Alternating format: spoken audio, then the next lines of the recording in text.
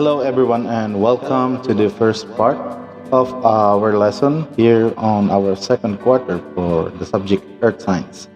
So, once again, thank you. Thank you sa lahat ng nag-comply, sa lahat ng mga nagtiyaga, nagpuyat, those who made their submissions on time last first quarter. So, yon. Lubos po kami nagpapasalamat for your patronage to Servitech Institute Asia. And of course, in behalf of the admin, I would like to thank all of those students who were able to get a passing grade of 90 and above for their first quarter. Yan. So moving forward, our first lesson on our second quarter, we are going to talk about anything and everything on our exogenic processes. Yan. So as simple as that, navigating through our module in here, so makikita nyo, I will flash in the screen kung saan part ng module that you have to be doing the part of this online or video discussion, okay? So take note that for this lesson that we have, one of our goals in here is for us to be able to describe how rocks are able to undergo weathering and identify the agents of erosion. And another one is to be able to explain how the products of weathering are being carried, okay, by erosion and being deposited elsewhere. All right. And so, for the introduction of our lesson, we are very much aware that the Earth itself consists of bodies of water and land masses, diba? Almost 3/4 nga, sinasabi ng mga scientists ng Earth, is being covered by bodies of water, and the remaining 1/4 are land masses, diba? And sa 1/4 na land mass na yun, almost 10% lang ang habitable for the area. So imagine how big the Earth is when it comes to land area and waters involving the great oceans, diba, the deepest seas, yung mga river and canal systems sa iba't ibang parte ng mundo. Okay, so moving forward then, let us run a real quick discussion, a real quick, let's say, review. Yan. Dito sa mga factors that affects the weathering, diba, yung mga tinatawag nating exogenic processes, at kung ano-ano yung mga description nila. Diba? So, one thing that you have to bear in mind then, yung tinatawag nating pressure. Diba? And it is being said in here, due to tectonic forces, granite may rise from mountain range. Diba? And after the granite ascends and cools, the overlying rocks and sediments may erode. And at the point when the pressure diminishes, the rock expands, cools, and became brittle and fracture. Diba? So napaka-importanting factor ang pressure po, because as we know, as the Earth builds up heat, diba, from its very core, it is able to it is able to push away or push outward through it all of the large boulders of rocks being deposited in there, diba? Way beyond pa yan sa bedrock. Diba? Pinupush niya palabas. Bakit? Because the heat itself has no way of escaping, diba? It has no way of escaping the scorch of the inner core, diba? Kaya ang pressure itself is one of the outmost factor affecting the weathering. And the second one is the temperature, diba? Actually, magkaugnay ang pressure at temperature at some point. Remember, when we talk about temperature, this is one thing na gusto kong i-correct. They always say that it is the hotness or coldness of things. Remember that in terms of physical science, pressure is then always being defined as it is the average amount of kinetic energy being possessed by an object. Diba? Ibig sabihin, yung temperature mismo, dinidefine niya kung gaano kataas o kababa ang possession ng isang object sa tinatawag nating kinetic energy. Because the lesser kinetic energy there is a lesser chance that it will produce the byproduct called heat. Okay? So later we will discuss about heat and its dynamics then. So huwag kayo malilito ha. Temperature is the second factor for the exogenic process. At meron tayong tinatawag na frost wedging. Ano yon? Generally, rocks have a fracture in its surface, and when water accumulates, the crack, it freezes to the point where it will separate the cracks. So, sa madaling sabi na lang, if you could quite observe, kapag naglalagay kayo ng ice sa fridge or sa freezer nyo, it tends to expand. Bakit? Because there are actually oxygen molecules on it. And part of the ice, part of the water being solidified, yung oxygen molecules na yon, hindi siya nagiging parte ng ice. It becomes part of the bubble. Kaya nag-i-expand yung tubig. Ngayon, ang nangyayari din naman, imagine, yung mga pagkalaki-laking bato na nasa mountain, di ba? Meron yung mga awang o mga cracks kung tawagin, di ba? May mga slight fracture.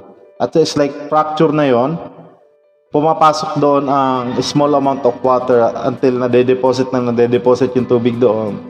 Now, when winter comes, diba, doon sa mga bansang may 4 seasons, when winter comes, nagpo-frost or nagpi-freeze, rather, that's the term, yung tubig na yon sa loob ng rocks. And nag-e-expand sila, causing the cracks between these rocks to actually become bigger. Diba? Hanggang they split in two. Kaya kung mapapansin nyo sa mga mountain ranges, sa mga video sa National Geographic at sa Discover channel, mapapansin nyo yung mga bato, parang ang kikinis ng pagkakaputol. Diba? There were no machinery, but then makikita nyo ang kinis ng pagkakaputol. And the reason for that is it could have been that it has been frost wedged. Diba? Ibig sabihin, may crack na siya dati, pinasukan ng tubig, nung nag-winter, by virtue of low temperature, nag-drop yung temperature, freezing point, ayan, nag-expand yung ice. Nung nag-expand yung ice, the crack stone rather was split in half. So, yun ang nangyari. And moving forward, meron din tayo tinatawag na abrasion. Diba? Makikita nyo yan sa module nyo. When we talk about abrasion, it is the breakdown of rocks actually that is being caused by impact and friction. Diba? This primarily occurs during collision of rocks, sand and silt due to current or waves along the stream or seashore, causing sharp edges and corners to wear off and become rounded. Yan. So kung mapapansin nyo, class, kung kayo ay nahilig mangolekta ng mga shell, diba, sa may seashore, at kung nakakapulot kayo ng mga pebbles, mga bato, yan, yung mga nilalagay nyo sa aquarium nyo, you could quite observe na parang perfectly rounded yung mga edge nila, diba? Parang ano sila, sabi ko nung bata pa ako, parang shape ng itlog o ganun. Medyo may mga oval, may halos perfectly oblated na round, diba? It comes to a point where sa sobrang kinis niya, yung pebbles na yon nagiging decorative material siya, diba? But coming to think of it, isa sa factor kung bakit nasi-shape yung mga ganong rocks in the ocean is because of tinatawag na abrasion. From the root word itself, abrasive, diba? Ibig sabihin ng abrasive, it is something rough, diba? Something na magaspang, something na kapag kumuskos sa isang bagay ay mag-i-induce ng friction. At by virtue of that friction, some part of that certain surface will turn into a sediment. Kaya abrasion ang tawag. Yan. So abrasion isa sa factor kung bakit nagbe-breakdown yung mga large boulder of rock, mga large rock into smaller stones. Okay? And another one is yung tinatawag nating organic activity. Yan. The roots grow, causing penetration into the crack and expand, and in the long run, break the rock. So, halimbawa lang naman, may mga makita kayong mga bakod. May mga bakod na pinapagapangan nila ng mga decorative na, let's say, ornamental plants. Diba? Actually, hindi advisable yun na pagapagin mo sa hollow blocks o sa brick itself or sa semento. Bakit? Kasi in between of those cracks, diba, a little imperfection on that slab or piece of cement, papasok dun yung ugat ng mga plant na yon. Doon sila kakapit. Diba? The root will always seek out for empty space in that. And by virtue na ang root, tutubo ng tutubo yan, it will cause the cracks to expand. Lumaki yung cracks until such time mag-deteriorate yung kinakapitan ng plant at mag-crumble yung stone. Yan. Until it is being separated into different parts. Yun ang tinatawag nating organic activity, di ba? Bakit organic? That is something which is not man-made, something which is not being induced by man itself.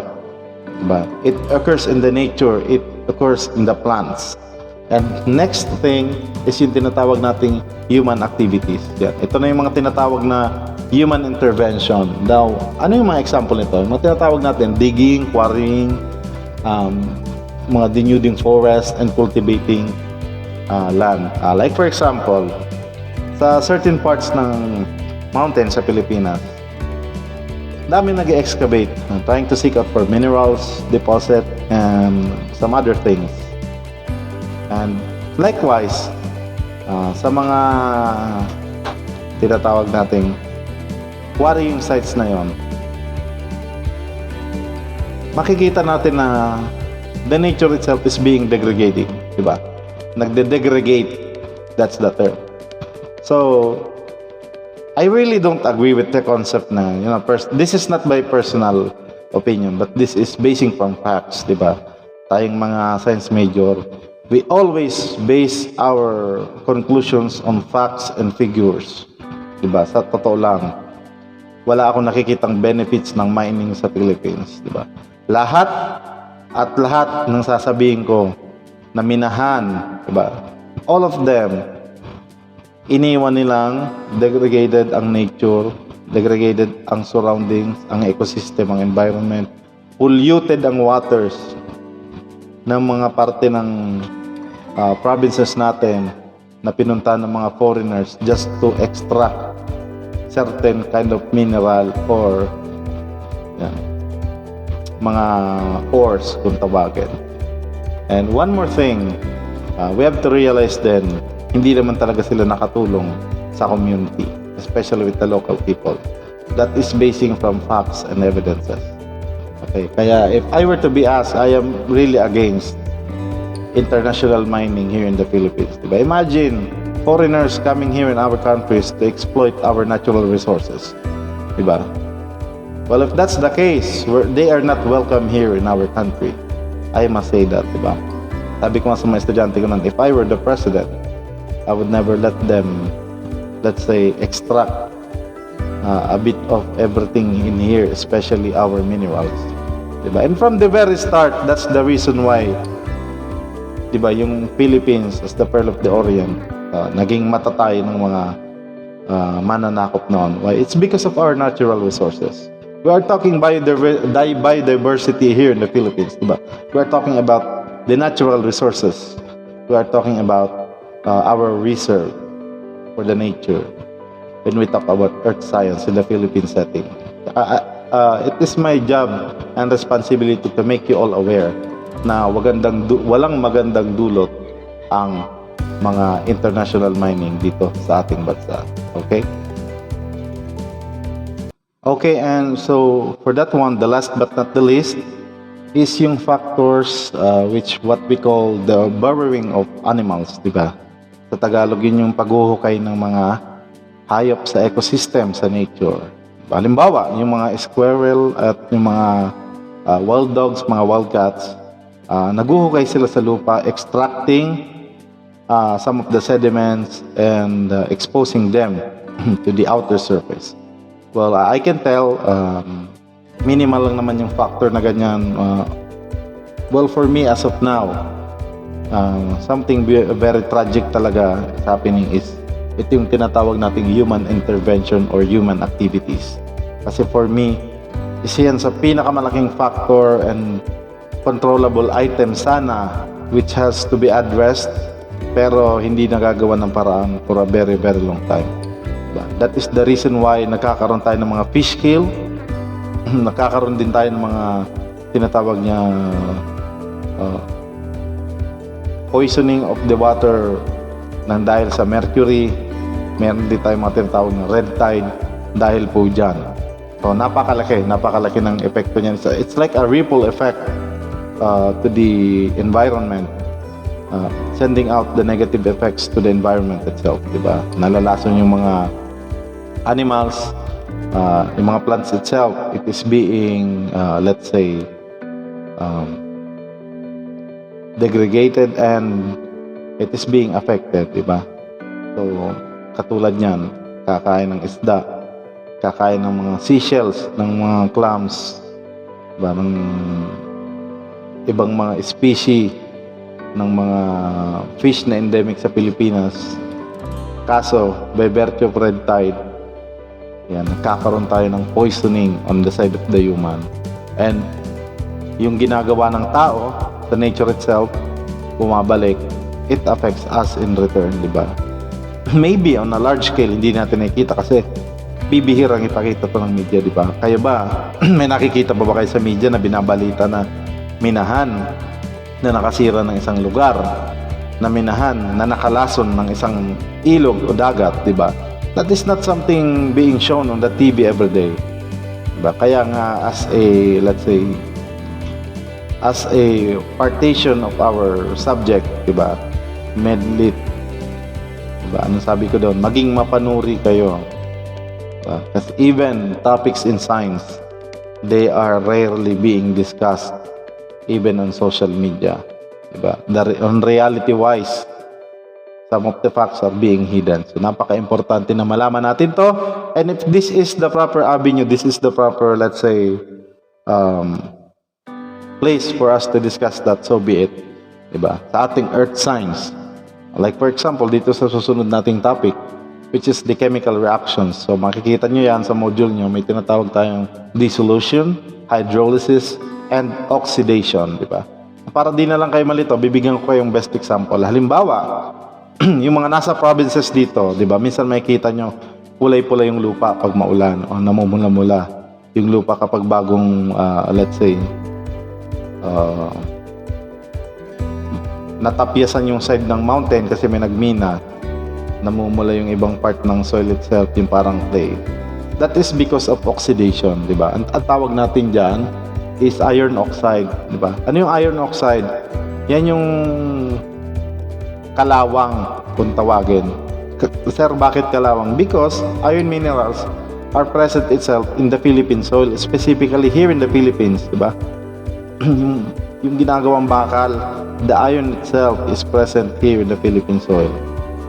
Kaya nangyayari, by virtue of oxidation and tinong hydrolysis, nagpo-form siya ng mga ganong coloration, parang reddish coloration, rust-like, makalawang. Kaya kung yung mga galing probinsya dyan, yan, yung mga sanay uminom sa balon, sanay uminom galing sa poso, yan yung isa sa mga iniiwasan nilang amoy ng tubig, yung amoy kalawang. Diba? Well, anyway, moving forward to that.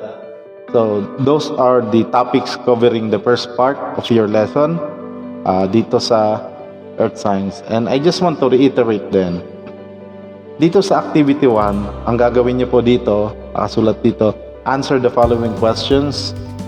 Dito, how do animals cause erosion? That is something very self-explanatory. Be able to write around 3 to 5 sentences in there. Sa number 2 naman, how do humans' activities affect the rate of erosion? So pag sinasabi nating rate of erosion, yan yung gaano ba kabilis yung change na nangyayari, shape-shifting our soil, our land, due to human activities. Diba? Gaano kabilis yung rate. Diba? That is how fast we are going with the technology in terms of erosion. Ano yung mga epekto nun sa environment. And for the third one, nakasulat dito, draw or cut and paste the pictures of the agents of erosion. Diba? Pwede na lang kayo maghanap sa Google base sa mga na-discuss ko.